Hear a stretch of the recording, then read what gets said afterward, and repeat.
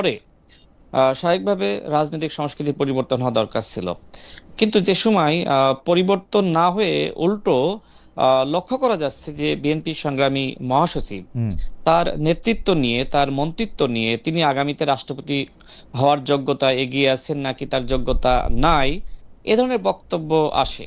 হুম। এবং পাশাপাশি যে সময় আমাদের মাননীয় প্রধানমন্ত্রীর মেরুদণ্ড যে সময় ১/১১-র সময় ভেঙে দেওয়া হয়, তাকে আমরা নির্যাতন করা আমরা হয় আসি সেটি আপনার নিয়ে। কাছে খান, জনাব খান, আমরা জি। আপনার কাছে আসি, কারণ এটা একটু বড় লম্বা সময় নিয়ে কথা বলতে হবে, সেটা আমি আপনার কাছে আসতেছি। আমরা একটু রতন ভাইকে শুনে আসি। জনাব রাজিকুজ্জামান রতন, অনেকেই বলতেছেন, আমি আসলে এই প্রশ্নটা রতন ভাই আপনার সঙ্গে আমি ক্যামেরার সামনে ক্যামেরার পেছনে এই প্রশ্নটা আমি বহুবার বলি, বহুবার করি, কিন্তু এক এক সময় এক এক রকম উত্তর পাওয়ার আমি আশা রাখি, কিন্তু আপনি কনসিস্টেন্টলি একই রকম উত্তর দেন। আজকে আমি দেখি যে এটা পরিবর্তন হয়েছে কিনা, সেটা হচ্ছে বাংলাদেশের রাজনীতিতে সমাজতান্ত্রিক রাজনীতি এখন একদমই ইরেলেভেন্ট। এই কথাটার সাথে আপনি আসলে একমত কিনা? আপনারা নির্বাচনে অংশ নিয়েছিলেন, গত নির্বাচনে ১৫৩ জনের মধ্যে মাত্র একজনের জামানত রক্ষা পেয়েছে। বাংলাদেশের রাজনীতিতে সমাজতান্ত্রিক রাজনীতিকে মনে করা হইতেছে হচ্ছে সফট, ফেসিবাদরে জারি রাখার সফট একটা পরিকল্পনা কাঠামো মাত্র। যদিও আমি সাক্ষ্য দিতে পারি যে আপনারা ১০ বছর, ১২ বছর, ১৫ বছর এই শেখ হাসিনার পুরো শাসনামলটা ধরে, তার প্রত্যেকটা কাজ ধরে, তার প্রত্যেকটা অন্যায় ধরে আপনারা কথা বলেছেন, মানুষকে সংহত করতে চেষ্টা করেছেন, কিন্তু কেউ আপনাদের কথা শোনে নাই। প্রবলেমটা কোন জায়গায় সেটা যদি একটু আপনারা বলেন, নাকি আপনারা আড়ালে একটু, যেটাকে বলে হচ্ছে একটু সফট হয়ে এই ক্ষমতার সম্মতিটাই আপনারা উৎপাদন করতে চেয়েছেন কিছুটা বিরোধিতার আড়ালে? ধন্যবাদ। এই ধরনের প্রশ্ন আমরা খুব প্রত্যাশা করি, কারণ এই প্রশ্নের মধ্য দিয়ে রাজনীতিটাকে পরিষ্কার করা যায়। যেমন আমাদের রাজনীতিটা কি, ক্ষমতা কাঠামোকে প্রশ্ন করা। আমাদের রাজনীতি, আমরা যখন সমাজতন্ত্রের কথা বলি, তার মানে আমরা পুঁজিবাদের বিপরীতে একটা ব্যবস্থা প্রতিষ্ঠা করতে চাই। পুঁজিবাদে বলে there is no free lunch, টাকা ছাড়া কিচ্ছু হবে না। আর আমরা বলবো সবকিছুর একটা সামাজিক দায়বদ্ধতা লাগবে। ওরা বলবে টাকা দাও তো শিক্ষা নাও, টাকা নাই তো কিচ্ছু নাই। আমরা বলতে, মানুষ যে ট্যাক্স দেয় সেই ট্যাক্সের টাকার সর্বোত্তম ব্যবহার কি হবে না? এদেশের শ্রমজীবী মানুষ, তারা সম্পদ তৈরি করে, তার মালিকানা কি তারা পাবে না? সম্পদ তৈরি করবে সবাই মিলে, আর ভোগ করবে পুষ্টিমীয় কয়েকজন মানুষ। এইটাই কি চলতে থাকবে? ফলে এই যে রাজনীতিটা, এর উপর দাঁড়িয়েই কিন্তু আমাদের সমস্ত পথ চলা। যে কারণে যখন দেখুন, এরশাদ যখন ক্ষমতায় এলো, তারপরে এরশাদ চেষ্টা করেছিল একটা নির্বাচনের মধ্য দিয়ে সম্মতি উৎপাদন করতে। আপনারা জানেন যে সেই সময় কিন্তু ৮৬ সালে আমাদের দল বাসদ, তখন আমরা শক্তি খুব বেশি না, কিন্তু আমরা বলেছিলাম স্বৈরাচারের অধীনে কোনো নির্বাচন নয়, there is no election under autocracy. এবং আমরা সে কারণে এরশাদের অধীনে কোনো নির্বাচনে যাইনি। ৮৬ নির্বাচনে যায় নাই, ৮৮ নির্বাচনে যায় নাই।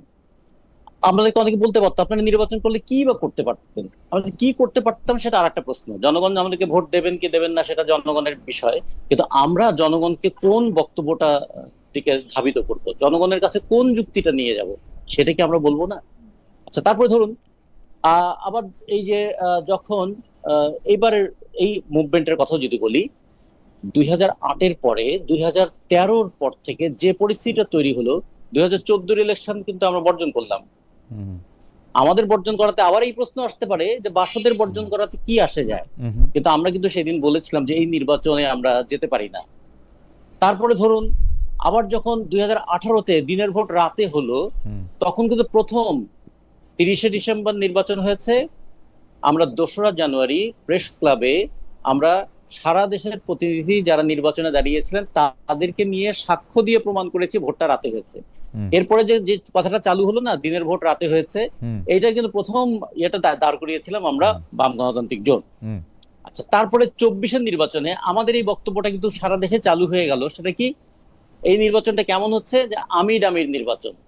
এই যে আমি ডামি, এই কথাটা প্রথম আমাদের পত্রিকা ভ্যানগার্ডে আমরা উল্লেখ করলাম যে এটা কি নির্বাচন হলো নাকি আমি ডামির নির্বাচন হলো।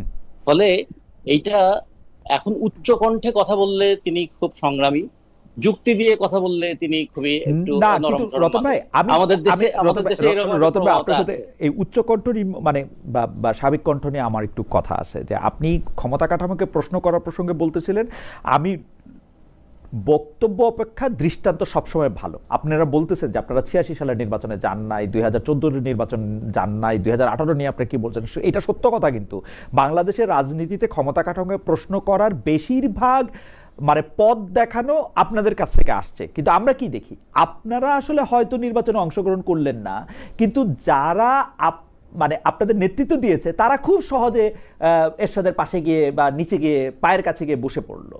শেখ হাসিনা একবার গর্ব করে বলেছিলেন, আপনার মনে থাকবে রতন ভাই, বাম তো সব পচাগুলি বাইরে রয়ে গেছে, ভালোগুলিকে সবগুলিকে আমি নিয়ে আসছি। আমরা বেগম জিয়াকেও দেখছি বাম যেগুলি ভালো সেগুলিকে উনি নিয়ে আসতে, পচাগুলিকে বাইরে রাখা দিতে। আমরা জনগণের পক্ষ থেকে আমরা কি দেখবো, জিনিসটা আমাদের মানে আমাদের রিডিংটা কি হবে? জনগণের রিডিংটা এটাই দেখুন যে সাফল্য এবং মর্যাদা দুটো হাত ধরাধরি করে চলে না, কোনো সময় হাতাহাতি করে। যেমন ধরুন শেখ হাসিনা যখন বললেন আমি পাকা বামগুলোকে নিয়ে এসেছি, আমরা বললাম যে ঠিকই, আপনি পাকাগুলো নিয়ে তাদেরকে পচিয়ে ফেললেন। তারপরে যদি বলি বিএনপির সঙ্গে বামদের অনেকে আছে, তারা কিন্তু বাম পরিচয়ে নেই, তারা আছে বিএনপি পরিচয়ে, তারা এখন আর বাম নেই। হ্যাঁ, এরশাদের সঙ্গেও যে বাম গিয়েছিল সে বাম থাকে। বামদের সম্পর্কে আমাদের সাধারণ লোকজনের ধারণা, রতন ভাই প্লিজ এটা পার্সোনালি নেবেন না, বামরা শুধুমাত্র একটা অফারের অপেক্ষায় থাকে, যে অফারটা তার পছন্দ হয়, দ্যাটস ইট। বর্তমান জামাত ইসলামীর প্রধান বাম দল করতেন এক সময়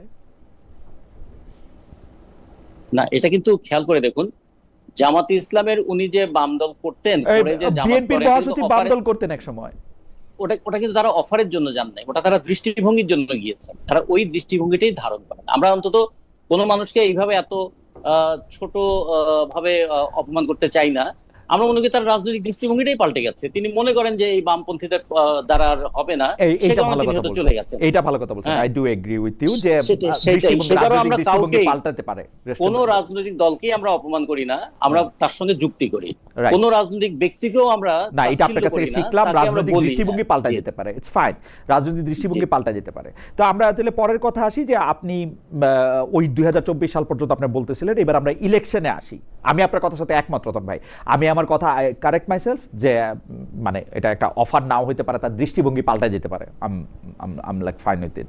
কারণ বিএনপির মির্জা ফখরুল আলমগীর বা জামাত ইসলামী শফিকুর রহমান সাহেবের দৃষ্টিভঙ্গি পাল্টাইতেই পারে, আওয়ামী লীগের মতিয়া চৌধুরী যিনি ছিলেন তার দৃষ্টিভঙ্গি পাল্টাইতেই পারে। আমি আপনার সাথে একমত। আপনি 2024 সালের নির্বাচন পরবর্তী বা 2024 সালের নির্বাচন পরবর্তী আপনারা যে নির্বাচন অংশগ্রহণ করলেন 153 জন প্রার্থীর কথা আমি বলতেছিলাম, সেই সময়টার প্রেক্ষাপট একটু বলেন জনগণের কাছ থেকে। আমরা কিন্তু একদম দীর্ঘদিন ধরে বলছি যে বাংলাদেশের নির্বাচনটা 3টা এম দ্বারা পরিচালিত হচ্ছে। একটা কি মানি, একটা হলো মাসল, একটা হলো ম্যানিপুলেশন। তো যে অনেক ক্ষেত্রে একটু নিয়ন্ত্রিত থাকে। তো এই মানি এবং মাসল পাওয়ার, এই দুটোর কিন্তু একটা দারুণ প্রভাব আছে। তার সঙ্গে আছে কখনো আঞ্চলিকতার প্রভাব, এবং কখনো কখনো আছে যে আচ্ছা উনি মানুষ ভালো, কিন্তু ওনাকে ভোট দিলে উনি যদি একা যেতেনও, ওনারা তো আর সরকার গঠন করে কিছু করতে পারবেন না। অনেক সময় মানুষ একটা ভালো মানুষকেও এই কারণে কিন্তু ভোট দেয় না। তারা মনে করে তিনি মানুষ ভালো, তিনি সংগ্রামী মানুষ, তিনি সবসময় আমাদের পাশে থাকেন। কিন্তু নির্বাচনটা অন্যভাবে আমাদের দেখতে হবে।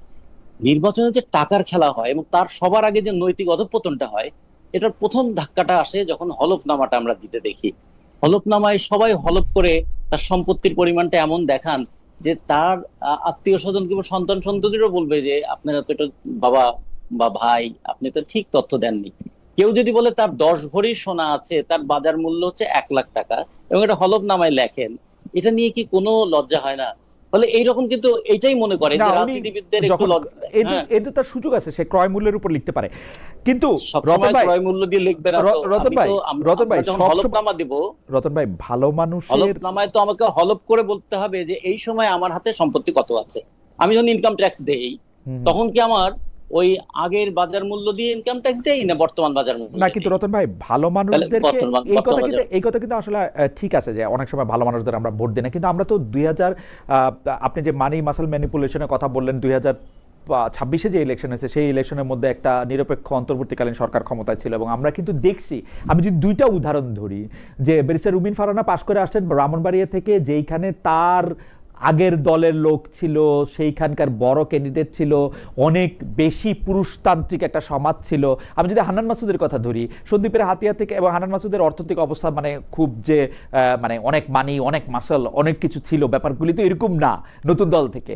আপনি এটাকে কি বলবেন রতন ভাই? আপনারাই তো জনগণের কাছে যাইতে পারতেছেন, এটা দুটা দেখেছেন। একদম দুই ভিন্ন দুটা। হ্যাঁ, হ্যাঁ, একটা আমি আপনারই পরের কথাটা মেনে নিলাম, জনগণকে যেভাবে উইন করা দরকার সেটা আমরা পারিনি, সেটা জি। আমাদের ব্যর্থতা।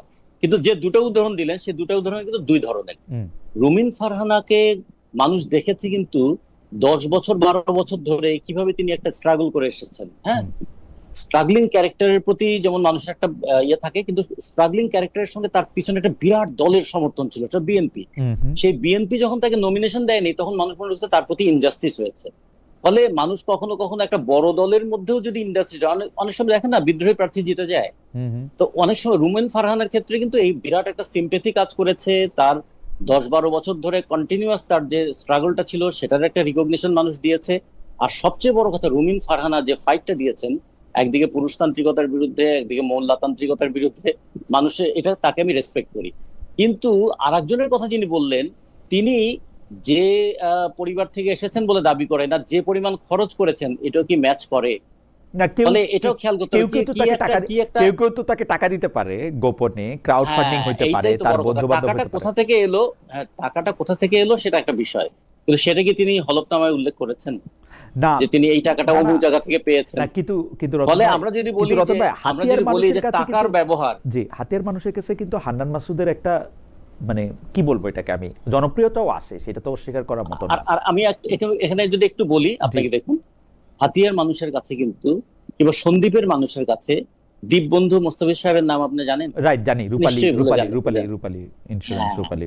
কিন্তু জি, সেই মানুষটা একদিকে ব্যাংকের টাকা কত তছনছ করে ফেললো, কিন্তু সেই মানুষটা কিন্তু আবার সন্দীপের কাছে দীপবন্ধু হিসেবে পরিচিত ছিল।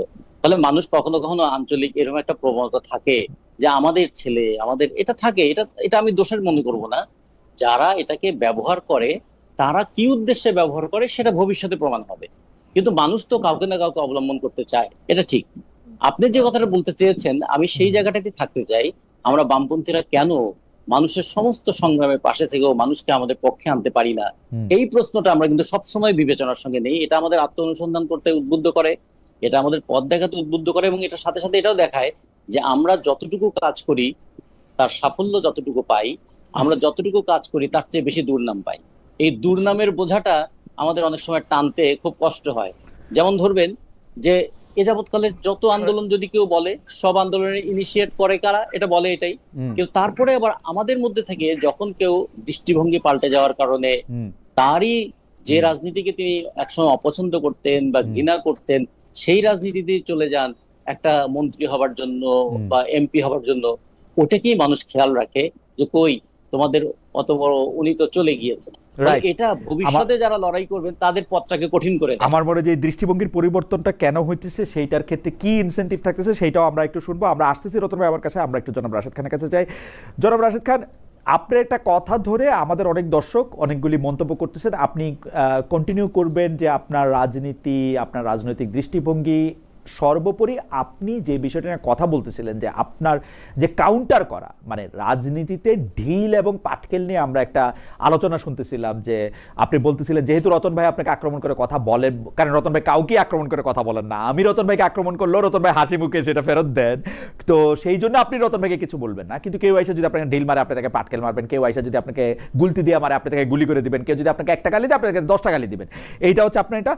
কিন্তু আপনি ওই প্রসঙ্গটাও একটু বলবেন যে আপনি খুব জোরে সোরে ইদানিং বলেন, মানে এটা আমাদের দর্শকদের মতামত, মোহাম্মদ মালাওয়াইকি খুব ব্রিফলি এটাকে এরকম বলেছেন যে রাশেদ ভাই বলছেন স্বাধীনতা বিরোধীরা এখন বিরোধী দল, এটা অত্যন্ত লজ্জার। মরহুম বেগম খালেদা জিয়া স্বাধীনতা বিরোধী 2 জনকে মন্ত্রী দিয়েছিলেন, সেটাকে অন্তত গৌরবের নাকি? রাশেদের কাছে প্রশ্ন আমি মালয়েশিয়া থেকে। আপনি যদি ওই ঢিল পাটকেল থেকে শুরু করে আপনি যেসব বক্তব্য দেন সেই সব বক্তব্য একটু বলেন। কিন্তু আমরা অনেকগুলি বিষয় নিয়ে কথা বলবো রাশেদ, আমরা যদি একটু ব্রিফলি বলতে চেষ্টা করি। জনাব খান। দেখেন, যে সময় জামাত ইসলাম বিএনপির সাথে রাজনৈতিক জোটে ছিল এবং একসাথে নির্বাচন করেছে, সেই সময় জামাত ইসলামকে মানুষ মজলুম হিসেবেই জানতো। এবং এখনকার জামাতের নেতৃবৃন্দের বক্তব্য এবং সেই সময়কার নেতৃবৃন্দের বক্তব্যের মধ্যে বেশ পার্থক্য পরিলক্ষিত হয়। গণ অভ্যুত্থানের পরে জামাতের আমির তিনি শুরুতেই বিএনপির বিরুদ্ধে বক্তব্য দিলেন। তিনি বললেন যে বিএনপি নব্য ফ্যাসিস্ট, এক স্বৈরাচারকে হটিয়ে আমরা আরেক স্বৈরাচারকে ক্ষমতায় আনবো না। আচ্ছা, বিএনপি যদি গণ অভ্যুত্থানের পর পর স্বৈরাচার হয়ে যায়, তার মানে কি? তার মানে বিএনপি আগে স্বৈরাচার ছিল? আমার প্রশ্ন হলো, জামাত ইসলাম বিএনপিকে যদি স্বৈরাচার মনে করে, তাহলে বিএনপির সাথে কেন জোট করেছিল এবং কেন এইভাবে আসলে মন্ত্রিত্বের ভাগাভাগি বা সরকারের ভাগাভাগি করেছিল? আমি এটি আসলে বোঝাতে চাই যে যে সময় আসলে বিএনপির সাথে জোটে ছিল, তাদের আচরণ বা যে সময় আসলে তারা অপোজিশনে ছিল বিএনপির সাথে, তাদের বক্তব্য, কথাবার্তা আর বর্তমানের কথাবার্তা, আচরণ আমার কাছে একরকম মনে হয় না। আমার কাছে মনে হচ্ছে যে জামাত ইসলাম আহ এই মুহূর্তে প্রধান বিরোধী দল, এবং এই প্রধান বিরোধী দল হওয়ার পরে জামাত ইসলাম মজলুম থেকে জালিম হয়ে গেছে।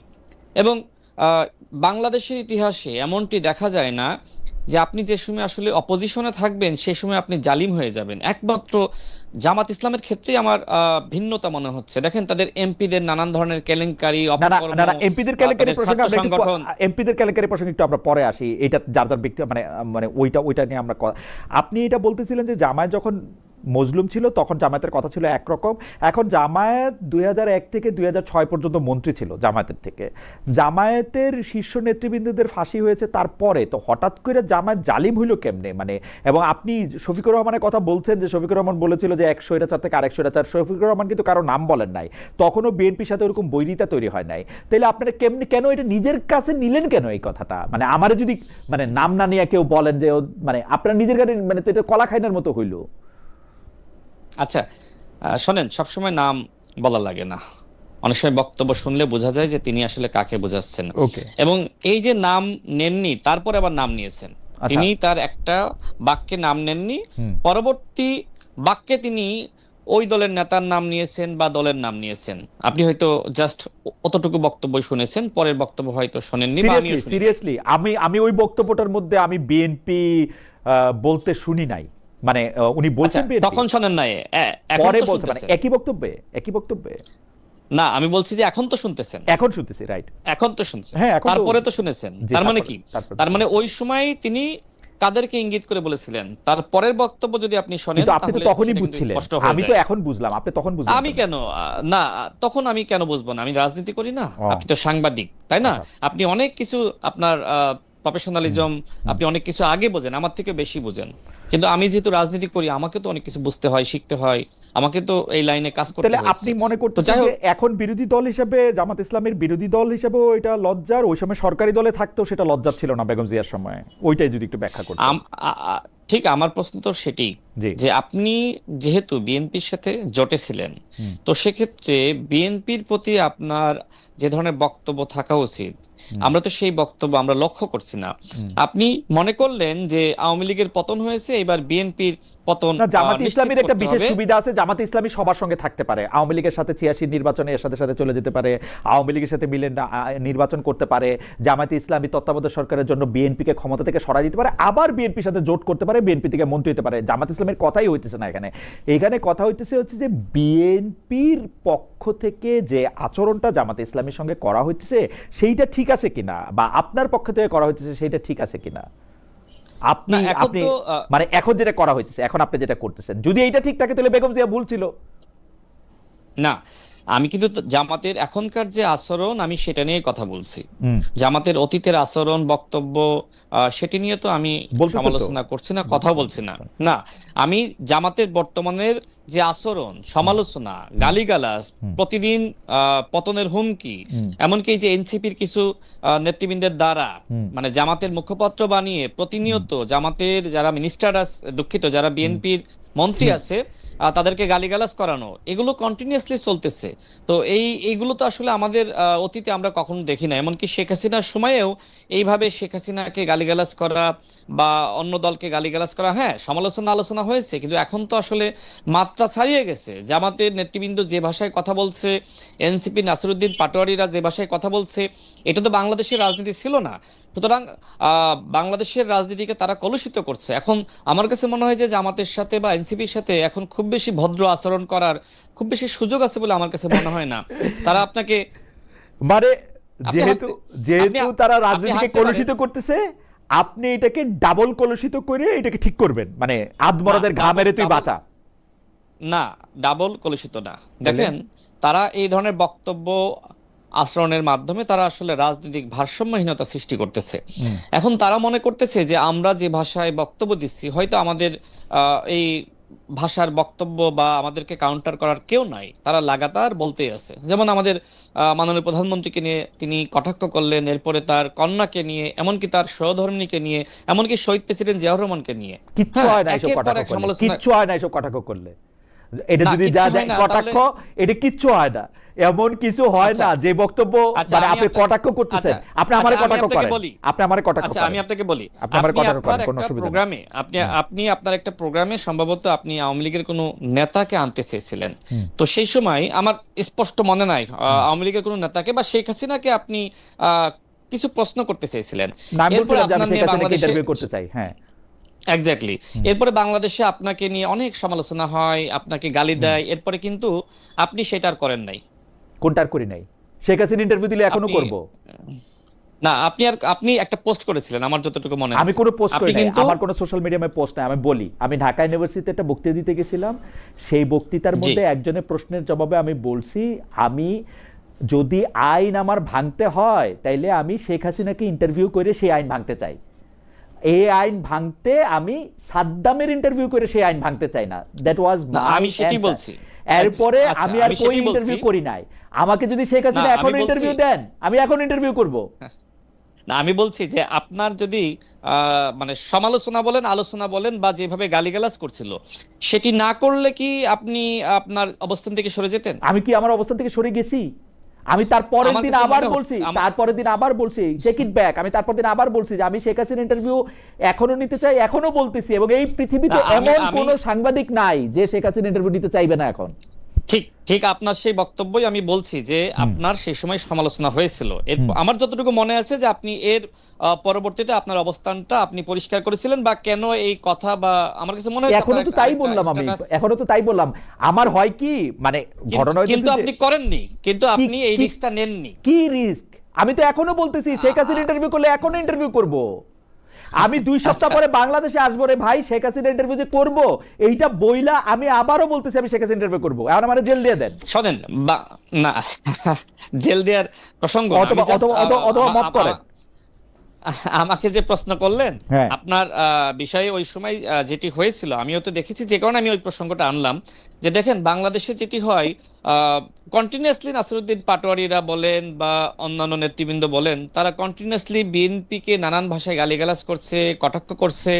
সেই জায়গা থেকে তারা যে ভাষায় কথা বলছে, আমরা তো ওইটার যৌক্তিক ব্যাখ্যা দিচ্ছি যে তারা আসলে এইভাবে রাজনীতিকে আসলে নষ্ট করতেছে, নোংরামি ফেয়ার এনাফ, করতেছে। ফেয়ার এনাফ, আপনার এটা পজিশন হতে পারে, কিন্তু আমরা মনে করি যে একটা জায়গার থেকে যেটাকে আপনি কলুষিত বলতেছেন, সেই কলুষিত জবাব যদি আপনি কলুষ দিয়েই দেন, এটা দূর হবে কিনা সেইটা ভাইবা না দেখা না, দরকার। এটা তো কাউন্টার দিয়ে, আমি তো এটা সেটাই। পাল্টা ব্যাখ্যা দিয়ে, যেমন আমি হ্যাঁ, যেমন দেখেন, যে সময় আসলে বিএনপি সম্পর্কে জামাত ইসলাম নানান ধরনের মানে বক্তব্য দিচ্ছে, যেমন বিএনপি নাকি জুলাই জাতীয় সনদ নিয়ে, গণভোট নিয়ে প্রতারণা করছে, এবং এই বক্তব্য দিতে গিয়ে তারা বিএনপিকে আবার গণভোটের হুমকি দিচ্ছে, নানান ধরনের কথাবার্তা বলছে, একদিনে পতন ঘটিয়ে দিবে, 7 দিনে পতন ঘটিয়ে দিবে, 16 দিনে পতন ঘটিয়ে দিবে। এই বক্তব্যগুলো আপনিও শুনেছেন। তো সেই জায়গায় জামাত ইসলামের যে মুনাফিকি, প্রতারণা, ভণ্ডামি, সেগুলো আমরা মানুষের সামনে স্পষ্ট করছি, যে যেখানে যেখানে জুলাই জাতীয় সনদ নিয়ে অন্তর্বর্তীকালীন সরকার প্রতারণা করলো, গণভোটের অধ্যাদেশ নিয়ে অন্তর্বর্তীকালীন সরকার প্রতারণা করলো, এবং সেটা ব্যাখ্যার সহিত যে এই জায়গায় ডক্টর মোহাম্মদ ইউনূস প্রতারণা করেছে, এই জায়গায় অন্তর্বর্তীকালীন সরকার প্রতারণা করেছে, বিএনপি ব্যাখ্যা তো চাইলে আপনি দিতেই পারবেন। সেই ব্যাখ্যাই তো, সেই ব্যাখ্যা যদি না, সেই ব্যাখ্যা শোনেন, আমি আপনাকে বলি, যেমন যেমন নিউজ 24 এর একটি টক শোতে আমাকে লাগাতার barrister Shahriar Kabir royal agent বলছে 3 মিনিট ধরে। আমি কিন্তু হাসতেছি, আমি মানে তাকে বোঝানোর চেষ্টা করতেছি। তো তিনি কন্টিনিউয়াসলি কিন্তু আমাকে রয়্যাল এজেন্ট বলেই যাচ্ছেন, যেখানে বাংলাদেশে নরেন্দ্র মোদীর আগমন বিরোধী আন্দোলন নুরুল হক নূরসহ আমরা করেছিলাম, এবং সেই সময় আমার নামে 3টা মামলা হয়। এরপরে যদি ওই ব্যক্তি আমাকে বারবার রয়্যাল এজেন্ট বলেন, হ্যাঁ আমরা ভারতের কাছ থেকে টাকা খেয়েছি, তা আপনি এটা আওয়ামী কিভাবে লীগের কাছ থেকে টাকা খেয়েছি, আপনি এটা কিভাবে না, বন্ধ করলেন? তখন আপনি এটা কিভাবে বন্ধ না, করলেন? তখন তো স্বাভাবিকভাবে আমি কত সময় নিজেকে কন্ট্রোল করব, তখন আমি রাইট। তাকে কিন্তু কাউন্টার দিয়েছি, এবং আপনি আমাকে তখন এবং আমার আপনি যেরকম যে শারীরিক ভাষা ব্যবহার করে কাউন্টার দিচ্ছেন সেটা খুব ডিসেন্ট হয়েছে। না, শারীরিক ভাষা না, তিনি আমাকে আমি লাগাতার দেখতেছিলাম এভাবে যে আমাকে আপনি আঙ্গুল তুলে তুলে কথা বলতেছেন। রাশেদ, আমি বলতেছি না, উনি তো থামতেছে না, উনি আমাকে রয়্যাল এজেন্ট বলতেছে, তারপর তখন আমি তাকে বলছি আচ্ছা থাক, আপনি আমাকে রয়্যাল আমি এজেন্ট এটা নিয়ে বলতে পারেন। আমি এটা আমি নিয়ে বললাম, আমি আচ্ছা এটা নিয়ে আপনি জি, বলেন, আমি জি, যদি ওই সময় তাকে না থামাতাম, হ্যাঁ। হ্যাঁ, বা মনে করেন যে আমি রাগান্বিত হয়েছি, তো দেখেন, আমি রাগান্বিত না হলে তো তিনি একের পর আমাকে এই ধরনের ভাষা তিনি আমি ব্যবহার আমি করেই আমি ঠিক যাচ্ছিলেন। আমি ঠিক জানি না, কারণ আপনি একজন রাজনীতিবিদ, আমি একজন সাংবাদিক। আমি আসলে আপনার ব্যাপারটা আমি বুঝতে পারবো না কখনো, যে মানে আমার আসলে কি না, করা এটা উচিত। বুঝতে পারবেন না, যেমন এটা আমি আপনি বুঝতে পারবো না, আপনি যেমন রাজনীতি ধরেন করলেই বুঝতে পারবেন। রাজনীতি করলেই বুঝতে পারবো। যেমন ধরেন আপনাকে আমি যখন বললাম যে আমাকে কটাক্ষ করেন, তখন আপনি আরেকটা প্রসঙ্গের কথা বললেন, যাই হোক সেইটার একরকম, কিন্তু আমাদের একজন দর্শক কি বলতেছে আপনি দেখেন। উনি আমাকে বলতেছেন যে খালেদ ভাই, আপনাকে কটাক্ষ করা কিছু নাই, আপনি মিড লেভেলের একজন ইউটিউব সাংবাদিক ভাই, আপাতত আপনাকে মাঝে মধ্যে দেখলে মনে হয় এটা পডকাস্ট যেখানে ক্যাজুয়াল আলাপ হচ্ছে, রাজনৈতিক নেতাদের সিনিয়র ভাই বলে তেল দেন। ফেয়ার এনাফ, এটা ওনার মনে হয়েছে, কারণ আমি কোনো গুরুত্বপূর্ণ লোক না, আমাকে কটাক্ষ করারও কিছু নাই, সেজন্য আমি হয়তো বুঝতে পারবো না যে আপনাকে কটাক্ষ করলে বা আরেকজন মানুষকে আরেকটা কথা বললে এটা কোথায় ইয়া করা উচিত। আমি আসবো আবার আপনার কাছে জনাব রাশেদ খান, আমি একটু রতন ভাইয়ের কাছে যাই। রতন ভাই, ইন্টারেস্টিং, আমি যখন থেকে টেলিভিশন শো করতে শুরু করছি তখন থেকেই হচ্ছে যারা সিনিয়র, সেইটা হচ্ছে যে খুবই ইংরেজি কেতায় আমি তাদেরকে সাহেব বা নাম ধরে না ডাইকে ভাই বলি, আপা বলি, ওইটার সাথে মানে আমার ব্যক্তিগত সম্পর্ক অসম্পর্কের কিছু মানে বোঝা যায় না। কিন্তু রতন ভাইয়ের সঙ্গে সত্যি সত্যি আমার ব্যক্তিগত সম্পর্ক আছে, খালি একটা অনুষ্ঠান করার জন্য কি আমি শেয়ার করবো যে রতন ভাইয়ের সঙ্গে আমার 30 বছর ধরে চেইন পরিচয় আছে, আমি জানি না, হোয়াটএভার। আমি আপনাকে যেটা বলতে চাই যে জুলাই আন্দোলনের শরিক হিসেবে রতন ভাই আপনারাও অন্তর্বর্তী সরকারের গঠনে সহায়তা করছেন, কিন্তু প্রথম থেকে যমুনায় ডাক পেতেন, সেখানে কিছু মিটিংয়েও গেছেন, পরে দিন যত গড়িয়েছে ডক্টর ইউনূস সরকারের সঙ্গে আপনাদের দূরত্বও বেড়েছে। তখনকার প্রেস সচিব পর্যন্ত জনাব শফিকুল আলম আপনারাদেরকে বলেছেন যে বামদের দ্বারা, আপনাদের সম্পর্কে বলছেন, বামদের দ্বারা ইনফ্লুয়েন্স হলে বাংলাদেশের জব হবে না, বাংলাদেশকে উনারা বনসাই বানিয়ে রাখতে চান। ইন্টারেস্টিং ব্যাপার হলো, এটা শফিকুল আলম ভাই বলছেন, খুবই অনেকে অনেক সমালোচনা করছেন, কিন্তু বেশিরভাগ মানুষের এইটাই ধারণা যে আপনাদের কথা শুনলে বাংলাদেশের জব হবে না, অর্থনীতি সামনের দিকে যাবে না, এবং বাংলাদেশকে আপনারা বনসাই বানিয়ে রাখতে চান। রতন ভাই, একটু যদি শুনতাম আপনার কাছ থেকে। কয়েকটা জিনিস একদম পরিষ্কার করা দরকার আমাদের। আমরা কি চাই? আমরা দেশের উন্নতি চাই, এবং উন্নতির একটা সমতা চাই। বৈষম্য বিরোধী আন্দোলনের পটভূমিতে যে সরকারটা গঠিত হলো, আওয়ামী লীগের বিরুদ্ধে আমাদের ক্রোধ, ক্ষোভ, রাগ সবকিছু কেন্দ্রীভূত হয়েছিল কিন্তু নির্বাচনকে নিয়ে। কিন্তু বাস্তবে আওয়ামী লীগ এই 15 বছরে কি পরিমাণ দুর্নীতি করেছে, কি পরিমাণ দুঃশাসন চালিয়েছে, কি পরিমাণ কণ্ঠরোধ করেছে, কি পরিমাণ দেশের সম্পদ বিদেশে পাচার হতে দিয়েছে, কিভাবে দেশের ব্যাংকগুলোকে ফাঁকা করে দিয়েছে, কিভাবে আর্থিক প্রতিষ্ঠানগুলোকে দেউলিয়া বানিয়ে দিয়েছে, এগুলো কি কোনোটা আলোচনায় আসবে না? এগুলো যদি আলোচনায় আসে তাহলে তো আমাদের বলতে হবে জুলাই চেতনা কি শুধুমাত্র স্লোগান? জুলাই চেতনা তো একটা দৃষ্টিভঙ্গি।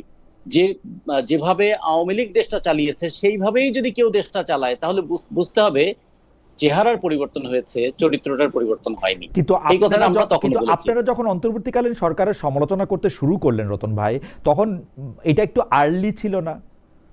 আপনাদেরকে মানে আপনাদের প্রধান রাগ ছিল যে আপনাদের যথেষ্ট মূল্যায়ন করা হইতেছে কিনা, সেইটা থেকে আপনারা মানে সেইটাও তো একরকম ভাগ, তাই না? মানে ক্ষমতার একটা অংশীদারিত্ব। আমরা কখনো কিন্তু মূল্যায়ন চাই নাই। আমরা এটা অন্তত আমাদের দলের পক্ষ থেকে আমরা কখনোই মূল্যায়িত হতে চাই নাই। আমরা জনগণকে মূল্য দিতে বলেছি। আমরা বলেছি এই যে রক্ত দিল জনগণ, সেই রক্তের সঙ্গে কেউ যেন বেইমানি না করে। আমরা বলতে চেয়েছি যে আমরা একটা অভ্যুত্থান কোনো আইন মেনে হয়নি, এটা ঠিক, কিন্তু অভ্যুত্থানের পরে মবের নামে যা ভায়োলেন্স হচ্ছে সেটা তো আসলে গণতান্ত্রিক সংস্কৃতিটাকেও নষ্ট করছে। আমরা তো অপরাধীর বিচার করতে চাই। আমরা কি এইরকম করতে চাই যে চোখের বদলে চোখ নিয়ে দুইজনই অন্ধ হয়ে যাব? আমরা তা তো করতে চাই না। আমরা বলেছিলাম যেভাবে মামলাগুলো দেওয়া হচ্ছে সেই মামলা একটাও শেষ পর্যন্ত টিকবে না কারণ এই মামলাগুলো শেষ পর্যন্ত মনে হবে এটা রিটালিয়েশন নেওয়ার জন্য, প্রতিশোধ নেওয়ার মামলা। আসলে হওয়া উচিত ছিল আইন মন্ত্রীর বিরুদ্ধে মামলা হওয়া উচিত ছিল কিভাবে তিনি মন্ত্রিত্বে থেকে আইনকে নিজের মতো করে ব্যবহার করছেন, দলের মতো করে ব্যবহার করেছেন, এবং আইনের যে একটা রিলেটিভ মানে ইন্ডিপেন্ডেন্স আছে, আইনের যে একটা নিরপেক্ষতা আছে, এটা লঙ্ঘন করে এবং তিনি কিভাবে অদ্ভুত, এবং আমার জনগণের ক্ষতি করেছেন। মনে আছে অদ্ভুত এক ডিফেন্স উনি নিয়েছেন। পুলিশের কাছে মামলা নিয়ে যাচ্ছে, আমরা কি করব, আমরা তো সরকার হয়ে এটা করতে পারি না। পুলিশের কাছে কি ইউনূস সাহেবের এগেইনস্টে মামলা নিলে সেই মামলা নিছে নাকি ওরা? সেটাই তাহলে আমরা এই জন্য বলেছিলাম যে পুলিশের কাছে আসিফ নজরুলের এগেইনস্টে মামলা নিয়ে গেলে নিছে ওই মামলা।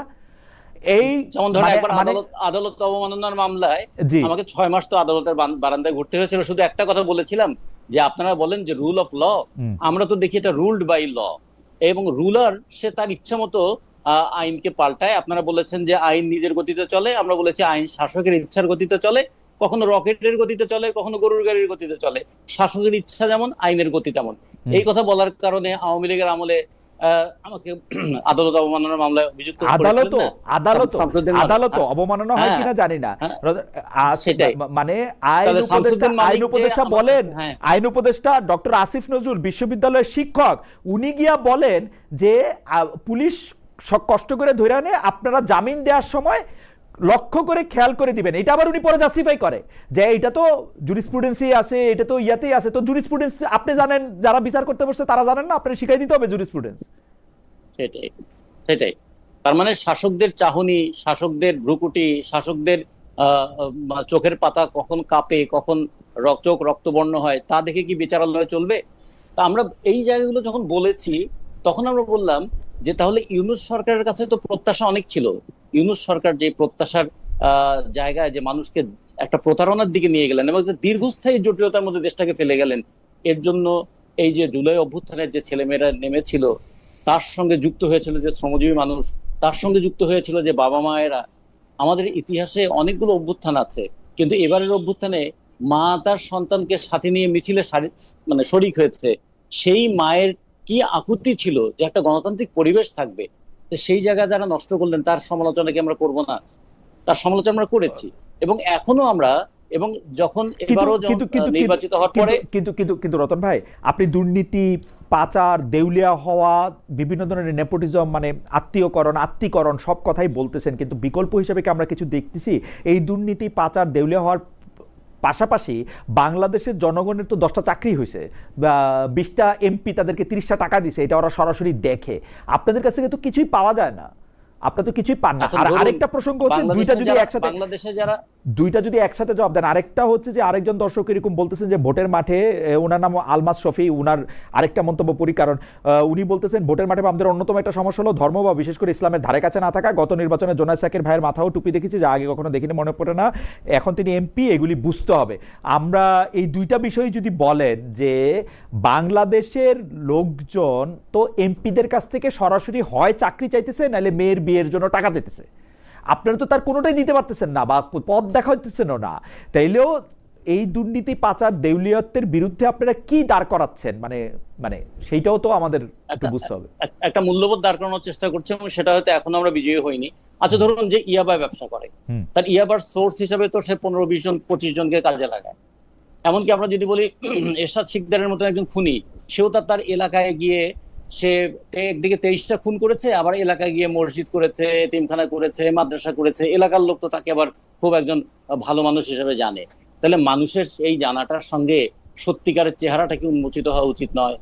আর একটা বিষয় হলো, নির্বাচনের সময় আমি ধর্মকে ব্যবহার করে মানুষের ভোট নেব? কেউ বেহেশতের সোল এজেন্সি দাবি করে ভোট নেবে, সে বলে যে আল্লাহ সবকিছুর মালিক, কিন্তু তিনি আবার বলছেন আমাকে ভোট দিলে তুমি বেহেশতে যাবা। তার মানে আল্লাহর দায়িত্ব কি তিনি নিজে নিয়ে নেবেন? এই ধরনের কথা তো ভাই আমরা বলতে পারবো না। এই ধরনের কথা না বললে, যদি ভোট না পাই, তাহলে আরো অনেক দিন হয়তো আমাদের অপেক্ষা করতে হবে। কিন্তু এই ধরনের কথা, কিন্তু রতন ভাই এই ধরনের কথা বলতে হবে না, কিন্তু আপনারা কি একটা আদারিং এর রাজনীতি করেন কিনা? যে সেই আদারিংটা হচ্ছে যে যদি রাশেদের মতো এরকম সুন্দর দাড়ি থাকে, যদি একটা সৌম্য চেহারা থাকে, যদি পাঞ্জাবি পরে, 5 ওয়াক্ত নামাজ পড়ে, মসজিদের দিকে যায়, ওরে আপনি আর মানে বাম দলে ওর যাওয়ার আর কোনো চান্স না থাকে কিনা, এরকম একটা অবস্থা হয় কিনা? নূর বা রাশেদের মধ্যে, বাম নেতাদের মধ্যে বিরাট একটা অংশ তারা কিন্তু দাড়ি রাখে, তাদের অনেক সময় বড় চুলও রাখে। এগুলো তো জি আপনার দেখেছেন এবং দেখছেনও। জি ফলে চুল এবং দাড়ি নিয়ে বামপন্থীদের বিশেষ কোনো আলাদা অ্যালার্জি নাই, হুম। বরঞ্চ মানে যারা ধর্ম পালন করা ধরেন নিয়া, ধর্ম পালন করা নিয়া। বরঞ্চ আমরা আমরা যদি এই প্রশ্নটা করি, রমজান মাসে হুম জিনিসপত্রের দাম যে বাড়ায় যে ব্যবসায়ীরা, হুম। সেই দামটা বাড়িয়ে তারা কি আবার তারাই কি মাথায় টুপি দিয়ে তারা কি ইফতারে বসে না? একবারও কি তারা খেয়াল করে না না? না, সেইটা তো, একবারও তারা খেয়াল করে সেটা না তো যে অন্যের মানুষের মুখের সেটা তো ব্রাশ কেড়ে নিয়ে? অন্যের কথা রতন ভাই হ্যাঁ, বললেন। হুম, মানে হুম। আহ, আমাদের তো আপনাদের কথাটা শুনতে হবে, মানে বিকল্পটা শুনতে হবে। রতন ভাই, আসছি আবার আপনার কাছে, আমরা একটু। আমার জি, আচ্ছা আপনি কি আচ্ছা, শেষ করবেন, শেষ করতে চাইতেছেন কিছু? হ্যাঁ, শেষ শেষ করি। আমার ওইটাই যে কখনো কখনো হয় কি, একটা নীতির জন্য হয়তো অনেক দিন আমাদের লড়তে হবে। আমরা বুঝতে পারছি যে আমাদের কথাটা এখনো মানুষ গ্রহণ করছে না, জি আমাদেরকে আরো অনেক হয়তো পরীক্ষা দিতে হবে। আমরা সে পরীক্ষা দিতে প্রস্তুত আছি, কিন্তু সাথে সাথে মানুষকে এটাও বলবো, কোনো সস্তা মোহে অথবা বিভ্রান্ত করে যদি আমি ক্ষমতায় যাইও, সে ক্ষমতা দিয়ে কিন্তু মানুষের ভালো করতে পারবো না। আমাদের একজন দর্শক পাবেল সরকার, উনি প্রশ্ন করেছেন যে খালেদ ভাই, এনসিপির নেতারা যে ভাষায় সরকারের সমালোচনা করছে, এটা কি রাজনীতির ভাষা? আশা করি উত্তরটা দিবেন। রাজনীতির ভাষা বলে আলাদা কোনো ভাষা আছে কিনা আমি জানি না। আমি ভাই গালাগালি, আরেকটা মানুষ উপস্থিত না থাকলে শুধু শুধু বাড়িয়ে কথা বলা এবং বিভিন্নভাবে তাকে আক্রমণ করা, অশালীন আক্রমণ করা, সেইটার আমি বিপক্ষে, আইন নিজের হাতে তুলে নেওয়ার বিপক্ষে। এছাড়া যে যাকে যত বেশি মানে তার তার রুচি অনুযায়ী, তার শিক্ষা অনুযায়ী সে এটা করতেই পারে। আমি এটা নিয়ে আমি বলার কেউ না। আমি ও রতন ভাই, মাঝখানে একজন বলছিল যে বামরা শুধু মাস্টারি করে, ওইটাও একটু আপনি একটু মনে রাখেন। এটা নিয়ে আমি একটু কথা বলবো যে আপনারা মাস্টারি করে কোন কি অর্জন করলেন। আমি জনাব রাশেদ খানের কাছে আসি। জনাব রাশেদ খান, আমাদের কিছু আসলে দেশ জাতি নিয়েও প্রশ্ন আছে, আপনাকে নিয়ে প্রশ্ন একটু বেশি হয়ে যেতেছে, তবুও দর্শকদের একটা প্রশ্নের একটা যদি ছোট্ট করে আপনি একটু জবাব দেন। আপনার গাড়ি, আপনি কেন গাড়ি আপনি কোথায় গাড়ি পাইলেন, কোথায় গাড়ি কিনলেন? গাড়ি আমার একটা খুব, মানে আমার কপালের সাথে একটা গাড়ি লেগে গেছে। সাদ্দামের গাড়ি দিয়ে শুরু হয়েছিল, তারপরে হচ্ছে যে এই গাড়ি নিয়ে প্রশ্ন চলতেইছে। সাদ্দাম মানে ছাত্রলীগের সভাপতি সাদ্দাম। যাই হোক, আপনি গাড়ি কোথায় পাইলেন? হাসনাতের গাড়ি নিয়েও প্রশ্ন ছিল। হাসনাত আব্দুল্লাহ যখন গাড়ি চলতেন, হাসনাত আব্দুল্লাহ আমার জবাব দিছিলেন যে আপনার মতো 1000 খালেদ মহিউদ্দিন আমাকে গাড়ি দেওয়ার জন্য রেডি আছে। সত্যি 1000 খানেক না 1000 এরকম কিছু একটা বলছিল। তো আপনার জবাবটা একটু শুনতে চাই যে জনাব রাশেদ খান, গাড়ি কই পাইলেন? আচ্ছা আচ্ছা, এখন তো আমাকে সরকার একটা গাড়ি সরকার থেকে দিয়েছে, গাড়ি দিচ্ছে। সরকারি সরকারের গাড়ির আগে, সরকারের গাড়ির আগে। আচ্ছা, নিশ্চয়ই আপনার খেয়াল থাকবে যে ইন্টারিম গভর্নমেন্টের সময় নুরুল হক নূরের উপর, আমাদের উপরে গণ অধিকার পরিষদের কার্যালয়ের সামনে হামলা হয়েছিল এবং সেই হামলা প্রশাসনের একটি অংশ জড়িত ছিল এবং জাতীয় পার্টির সাথে গণ অধিকার পরিষদের যে সংঘর্ষ, সেটিকে কেন্দ্র করে তো নুরুল হক নূর ব্যাপকভাবে আক্রান্ত হয়েছিল। এরপরে গণ অধিকার পরিষদের একজন নেতা, তিনি ব্যবসা করেন, কেন্দ্রীয় সহসভাপতি, হুম হুম তার নাম জাহিদুর রহমান। হুম তিনি আমাকে তার 2টা গাড়ি ছিল। তো এই ঘটনার পরে তিনি আমাকে বললেন যে ভাই, আমার গাড়ি আপনি ব্যবহার করেন। এর কারণটা ছিল যে আমি আসলে আগে বাইকে চলাচল করতাম, হুম। আমি নিজে বাইক ড্রাইভ করতাম না, আমার আচ্ছা। ছোট ভাই সে আমাকে জি নিয়ে আসা করতো। তো এই হচ্ছে ব্যাপার। তো এখন সব মিলিয়ে আসলে এটা তো আসলে আমার যে সময় নিরাপত্তা সংকট সৃষ্টি হয়, তখন তো আমি যে দলের সাধারণ সম্পাদক ছিলাম, সেই দলের একজন কেন্দ্রীয় সহসভাপতি, তার গাড়ি আমি ব্যবহার করেছি, নির্বাচনের সময়ও আমি সেটাই ব্যবহার করেছি। তো এখন এটি নিয়ে তো আসলে নানানজন নানান কথাবার্তা ফেসবুকে লেখে বলে, এখন এটি নিয়ে আসলে আমার বলার কি আছে? আমি কতজনের উত্তর দিব? এই ওকে বিষয়গুলো নিয়ে আসলে খুব বেশি কথা বলার সুযোগ আছে বলে আমি মনে করি না। ওকে, আপনি বলেছেন, নামও বলেছেন যে কে আপনি গাড়ি দিয়েছেন, নিশ্চয়ই এইটা জবাব। এটা সবাই, এটা যারা যারা যারা প্রশ্ন তোলে তারাও জানে, কিন্তু তারা তো স্বাভাবিকভাবে তারা আমার জানে কিনা, কথাগুলোর তারা কাউন্টার জানে কিনা জানি না, কিন্তু আপনি আপনি আপনি আজকে জানলো, আপনি আজকে আজকে আপনার জানলো। বক্তব্যের মধ্যে এটা পরিষ্কার হলো। আমি একটু দল নিয়ে প্রশ্ন করি, সরকার নিয়ে প্রশ্ন করি। 31 দফার 20 নম্বর দফা, বিএনপির যে 31 দফা, সেটার কথা বলতেছি যে এক রকম লঙ্ঘন করে বিএনপি সরকার প্রথমে সিটি কর্পোরেশন, জেলা পরিষদে অনির্বাচিত প্রশাসক নিয়োগ দেয়। এরপরে একজন ইতিহাস সৃষ্টি করে কিছুদিন পরে দেখা গেল যে আপনারা সরকারি 11টা প্রতিষ্ঠানের শীর্ষ পদে বিএনপির নেতাদের নিয়োগ দেওয়া হয়েছে। এখন দেখা যাচ্ছে যে বিএনপির যেসব নেতারা এমপি হইতে পারেন নাই, যাদেরকে মন্ত্রী বানানো যায় নাই, এমনকি যারা মন্ত্রী হয়েছেন তাদের ফ্যামিলির অন্যান্য যারা লোক আছেন, তাদেরকে পদায়ন, মানে মানে কি বলবো, যেগুলি নিয়ে আমরা আওয়ামী লীগ নিয়ে আমরা হাসাহাসি করতাম যে আর কত, যেগুলি নিয়ে রতন ভাইকে বললে রতন ভাই নিশ্চয়ই খুব সুন্দর একটা ভ্যানগার্ডের মধ্যে একটা নামটা মধ্যে দিতে পারবে। এটা কি শুরু হয়েছে আসলে বিএনপিতে? মানে অনির্বাচিত প্রশাসক, এই তারপর হচ্ছে সরকারি প্রতিষ্ঠানে নিয়োগ দেওয়া, এগুলি কি? আচ্ছা, দেখেন, বিগত 16 বছরে মানে আওয়ামী লীগের সময়ে যেটি হয়েছিল যে তিনজন উপদেষ্টার কথা বললাম, এই তিনজন উপদেষ্টা এমনও সিদ্ধান্ত নিয়েছিল যদি ডক্টর মোহাম্মদ ইউনূস নির্বাচন না দেয় সেক্ষেত্রে তারা সরকার থেকে পদত্যাগ করবে, এবং এই বিষয়ে নানানভাবে কিন্তু ডক্টর মোহাম্মদ ইউনূসের সাথে তারা আলোচনা করেছেন, কনভিন্স করেছেন। একটা পর্যায়ে কিন্তু ডক্টর মোহাম্মদ ইউনূস রাজি হয়েছে, বিশেষ করে লন্ডনে যাওয়ার পরে যে সময় বর্তমান মাননীয় প্রধানমন্ত্রীর যে আন্তরিকতা এটি দেখে তিনি মুগ্ধ হয়েছিলেন, এবং দেশে ফেরার পরে তিনি মোটামুটি কিছুটা নিরপেক্ষ হয়েছিলেন বলে আমার কাছে মনে হয়। আমার মনে হয় যে আপনার এটাও মনে রাখা উচিত, দর্শকদের নিশ্চয়ই মনে আছে, আপনার তো মনে আছে, আপনার সবকিছু অনেক ভালো মনে থাকে, সেটা হলো যে বিএনপি কিন্তু আপনি এখন 3 উপদেষ্টার কথা বললেন যে 3 উপদেষ্টা আসলে চেষ্টা করছিল যে যাতে ইলেকশনটা টাইম মতো হয়, নির্বাচনটা পক্ষে হয়। বিএনপি নির্বাচনের বিপক্ষে যে নির্বাচনটা পক্ষে না, নির্বাচনটা যাতে হয়, এই তো বিএনপি যেই 3 জনকে মানে নির্বাচনের বিপক্ষে বলে চিহ্নিত করছিল, পদত্যাগ দাবি করছিল, তার একজন কিন্তু বিএনপির মন্ত্রী। এখন কোথাকার পানি কোথায় গড়াইতেছে, আমরা যে কারে বিশ্বাস করব? আপনারা পলিটিশিয়ানদের কথা আমরা একটুও বিশ্বাস করব কিনা? খলিলুর রহমানের পদত্যাগ চাইছিল বিএনপি, খলিলুর রহমানের নিয়োগ করা হয়েছে দেখে তারা আন্দোলন করছিল, এখন খলিলুর রহমান হয়ে গেল তার মন্ত্রী। মানে বাংলাদেশে আর কোনো পররাষ্ট্রমন্ত্রী নাই। এই বিষয়ে আমাকে একটু বলতে দিবেন? জি, আমরা একটু আমি শেষ করে দিই, আপনি আপনার সাথে সাথে 30 সেকেন্ডে শেষ করি। সেটি হলো, দেখেন, যারা আসলে অন্তর্বর্তীকালীন সরকারের উপদেষ্টা ছিলেন তারা শুধুমাত্র বিএনপিতেই গিয়েছে এরকম না, বরং এনসিপির আহ্বায়ক তিনি আসলে সরকারে থাকা অবস্থায় এনসিপি গঠন করেছেন। আসিফ মাহমুদ তিনি সরকারের উপদেষ্টা ছিলেন, তিনি এনসিপিতে গিয়েছেন। তো এইটা যার যেটি ভালো লেগেছে, কেউ এনসিপি করছে, কেউ বিএনপি করছে। এখন পররাষ্ট্র উপদেষ্টা তিনি, আমি যতটুকু জানি, মানে আমি এক লাইন হইছে, আপনি পরে আবার আমাকে বললেন আমি পতাকা, আমি একটা অন্তর্বর্তী সরকারের আমি একজন নিরাপত্তা উপদেষ্টা, যে পদই ছিল না সেই পদের মধ্যে আমি এখন আসি। আমার বিরুদ্ধে বিএনপি একটা অভিযোগ করছিল, আমি পতাকাওয়ালা একটা গাড়িতে ওই শপথ অনুষ্ঠানে গেলাম, আবার পররাষ্ট্রমন্ত্রী হয়ে ওই দলের ফেরত আসলাম। এই ঘটনা খুব স্বাভাবিক মনে হয়, মানে খুব মানে সাধারণ। আগে থেকে বিএনপির সাথে আলোচনা হয় নাই খলিলুর রহমানের? খলিলুর রহমানের তারেক সাহেব ওইখানে বলছে, সেটা ভিন্ন প্রসঙ্গ, তারেক সাহেব ওইখানে বলছে ভাই আপনি কি মন্ত্রী হতে চান, মন্ত্রী হন। যে সময় তিনি আসলে বিএনপি সরকারের মন্ত্রী হিসেবে শপথ নিয়েছেন, তিনি তো সেই সময় অন্তর্বর্তীকালীন সরকারের উপদেষ্টা ছিলেন না, থাকবেন না তো। কিন্তু আলোচনাটা কি অন্তর্বর্তীকালীন সরকারের উপদেষ্টা পদ ছাড়ার পরে হইছে? তাহলে সেই সময়টা 10 মিনিটের, জনাব রাশেদ খান, 10 মিনিট তারেক সাহেব নাইমাইশ আলোচনা করছিলেন না। আমি বলি শোনেন, তিনি পদত্যাগ করার পরে হয়তো সরকারের কারোর সাথে, মানে বিএনপি যেহেতু সরকার গঠন করছে, আমার কাছে মনে হয় কারোর সাথে আলোচনা হয়েছে। রাশেদ, টাইমলাইনটা একটু খেয়াল করেন, উনি পতাকাওয়ালা গাড়িতে গিয়ে পতাকাওয়ালা গাড়িতে ফেরত আসছেন। আলোচনাটা কখন হবে? না, যে সময় তাকে জানানো হয়েছে যে আপনি বিএনপি সরকারের সেই সময় উনি উপদেষ্টা। 3 দিন আগে ইলেকশন হয়েছে তো ভাই। না, তিনি উপদেষ্টা না, তিনি উপদেষ্টা না। 17 তারিখ উনি মন্ত্রী, 17 তারিখ উনি মন্ত্রী, আমি জানি তো, 17 তারিখ উনি মন্ত্রী শপথ করেছেন, 12 তারিখ ইলেকশন হয়েছে। 12 তারিখ পর্যন্ত, 12 তারিখে কি উনি জানতেন যে উনি মন্ত্রী হবেন? না। 13 তারিখ জানতেন না।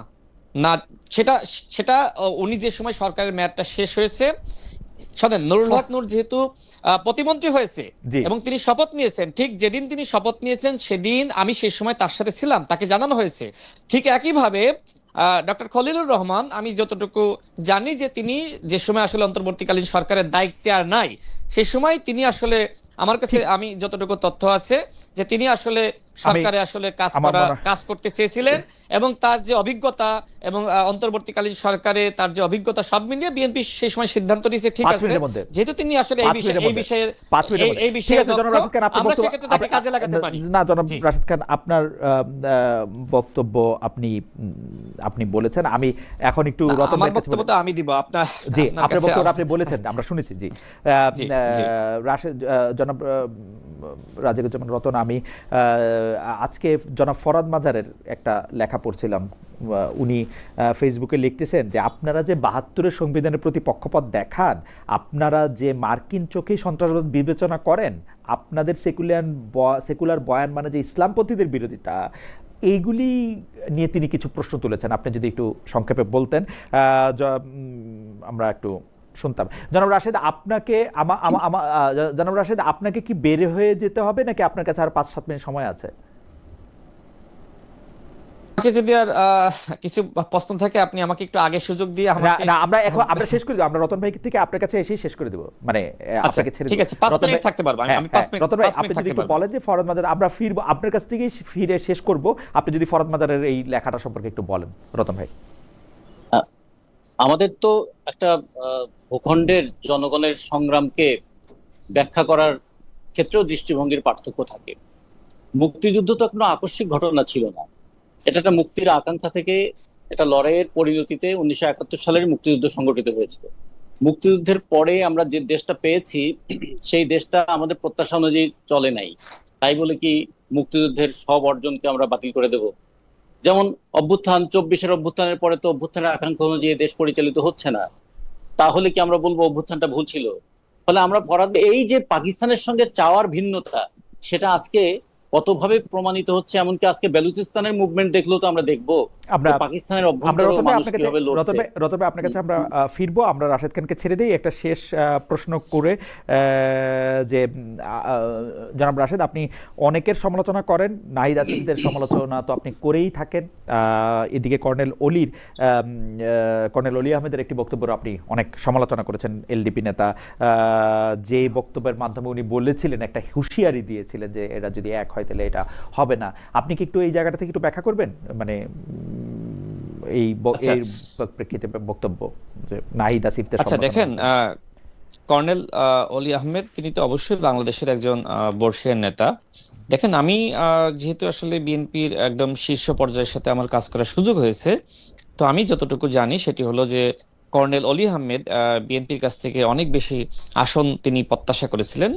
কিন্তু বিএনপি আসলে মাঠ পর্যায়ে জরিপ করে যে তথ্য পায় সেটি হলো যে আমরা যদি এতগুলো আসন তাকে ছাড় দিই, সেক্ষেত্রে আসলে অধিকাংশ আসনই আসলে সেখানে জামাত জিতবে। তো যে কারণে আসলে কর্নেল অলি আহমেদকে খুব বেশি আসন বিএনপির পক্ষ থেকে মানে ছাড়বে এরকম আসলে প্রতিশ্রুতি দিতে পারেনি। তো তিনি ক্ষুব্ধ হয়ে তিনি আসলে জামাতের সাথে গিয়েছেন। তো আমি সেক্ষেত্রে একটি সমালোচনা করেছিলাম, বিশেষ করে যে সময় তিনি বললেন যে জামাতের আমির ডাক্তার শফিকুর রহমানের নেতৃত্বে ছোট ছেলে নাহিদ ইসলাম, মানে শব্দটা এরকম ছিল, ছোট ছেলে নাহিদ ইসলাম এবং মাওলানা মামুনুল হক, তারা তিনজন যদি একতাবদ্ধ হয়ে রাজপথে নামে সেক্ষেত্রে বিএনপি সরকারের 7 দিনে পতন হবে। এবং নানান সময়ে কিন্তু আমি তার এই ধরনের বক্তব্য শুনেছি। তো সেই জায়গা থেকে আমি তার কাউন্টার হিসেবে বলেন বা আমি আরেকটি সমালোচনা আমি করেছি যে আসলে আপনারা তো একসাথেই আছেন, তাই না? তো আপনারা আমি আপনাদেরকে বলতেছি যে আপনারা ঠিক আছে, আপনারা আগামীকাল প্রেস ব্রিফিং করে একসাথে হয়ে আপনারা 7 দিনের মধ্যে বিএনপি সরকারের পতন ঘটিয়ে দেন। আমি এটিও বলেছি যে 7 দিনের মধ্যে যদি আপনারা বিএনপি সরকারের পতন ঘটাইতে পারেন তাহলে আমি রাজনীতি ছেড়ে দেব। জাস্ট এটা পলিটিক্যাল রেটরিক। তো আমার কাছে হচ্ছে এটি মনে হয় যে কর্নেল অলি আহমেদ মূলত যেহেতু আসলে তাকে আসন ছাড়া হয়নি, তিনি বিএনপির প্রতি ক্ষুব্ধ হয়ে তিনি একের পর এক তিনি আসলে বক্তব্য দিচ্ছেন। নিশ্চয়ই আপনার খেয়াল থাকবে, প্রথম আলো পত্রিকায় সংবাদ পরিবেশন হয়েছিল যে সময় আসলে আমরা শেখ হাসিনার বিরুদ্ধে আন্দোলন করছিলাম, সেই সময় তিনি গোয়েন্দা সংস্থার সাথে হাত মিলিয়ে জনক মাসুদ করিম নামের একজন ব্যক্তির সাথে তিনি কিন্তু বলা যায় একজন ট্রাকের মধ্যে পড়েছিলেন। আপনার কাছে কোনো তথ্য নাই জনাব রাশেদ, আপনি একটা বর্ষীয়ান আছে, রাজনীতিবিদ, তথ্য আছে, আমি জেনেই বলতেছি, আমি দায়িত্ব নিয়ে বলতেছি, আপনি তো আমি যে পজিশনে আছি সেই পজিশনে থেকে দায়িত্ব নিয়ে বলতেছি। তিনি না পত্রিকার কথা বললাম এবং বিষয়টা আমি জানি, আমি জানি, জেনেই বলে আমি জানি বলে বলতেছি। ওই সময় ডক্টর রেজা কিবরিয়া, এই ডক্টর রেজা কিবরিয়ার নামও কিন্তু আপনার পত্রিকায় দিয়েছিল। আপনাকে একজন মানে একটা এটাকে কি বলে, রয়ের এজেন্ট এরকম বলা হয়েছিল বলে আপনি খুবই না, আমি রয়ের এজেন্ট বলি নাই, আমি বলেছি গোয়েন্দা সংস্থার এক ধরনের ট্র্যাপ ছিল। দেখেন, অন্তর্বর্তীকালীন সরকারের সময় সেই মাসুদ করিম কিন্তু বাংলাদেশে অ্যারেস্ট হয়েছে, পরবর্তীতে অনেক গণমাধ্যম এসেছে যে তিনি আসলে গোয়েন্দা সংস্থার এজেন্ট ছিলেন এবং বাংলাদেশে যারা আন্দোলন সংগ্রাম করে তাদেরকে হতাশ করার জন্য এক ধরনের আর্টিফিশিয়াল আন্দোলন সৃষ্টি করতেন এবং সেক্ষেত্রে ফাঁদে পা দিয়েছিলেন কর্নেল অলি আহমেদ। এই বিষয়গুলো আমি সামনে এনেছি। সেটা বোধহয় আপনি আমার মনে হয় আমি জানি, আমি দায়িত্ব নিয়ে বলছি, আমি জানি। আপনি কর্নেল অলি আহমেদকে যদি কখনো আপনার শোতে আনেন, জিজ্ঞেস করেন বিষয়টা সত্য কি মিথ্যা। আমি চেষ্টা করব। একটি প্রক্রিয়া ছিল এবং অনেকে কিন্তু অ্যারেস্ট হয়েছে, বিএনপি কয়েকজনকে বহিষ্কারও করেছে, আপনি সেটাও জানেন। যেমন একজন শওকত মাহমুদ, তিনিও এই প্রক্রিয়ার সাথে ছিলেন। তো বিএনপি জনাব হাফিজউদ্দিন আহমেদ কি স্পিকার বানাইলো কেমনে? এখন রাষ্ট্রপতি হয়েছেন কেমনে তিনি? এখন হাফিজউদ্দিন আহমেদ সাহেব তো ঘোষণা দিয়ে বিএনপি কে আলাদা করতেছিল, উনি তো ওটা সদস্য সচিব হয়েছিলেন। আপনি মনে হয় আমার উত্তর বোঝেননি। আমি বলছি যে এই যে শেখ হাসিনার সময় যে ঘটনাটা, কর্নেল মাসুদ করিমের ঘটনা, দুঃখিত, মানে জনক মাসুদ করিমের কথা আমি বললাম, আমি অন্য সময়ের কোনো বক্তব্য দিই নাই। এবং এইটা আমরা ওই ফ্রেমটা চলছিল, ওটা আমি জানি বলে তো বলতেছি, কারণ ওই সময় তো আমরা অনেককে থামিয়েছি, অনেককে বুঝিয়েছি, আমাদের কাছে অফার এসেছিল নানান ভাবে। আমার মনে হয় যে জনাব রাশেদ খান, আপনি আপনার বক্তব্য পরিষ্কার করেছেন, আপনাকে অনেক ধন্যবাদ। আপনাকে যদি কোনো আরেকটা অনুষ্ঠানের জন্য যেতে হয়, আমরা আপনাকে ধন্যবাদ দিয়ে আজকে আপনাকে আপনাকে অসংখ্য ধন্যবাদ। শুভেচ্ছা এবং কৃতজ্ঞতা দিয়ে আপনাকে আপনাকে অসংখ্য আজকে ধন্যবাদ। আমরা একটু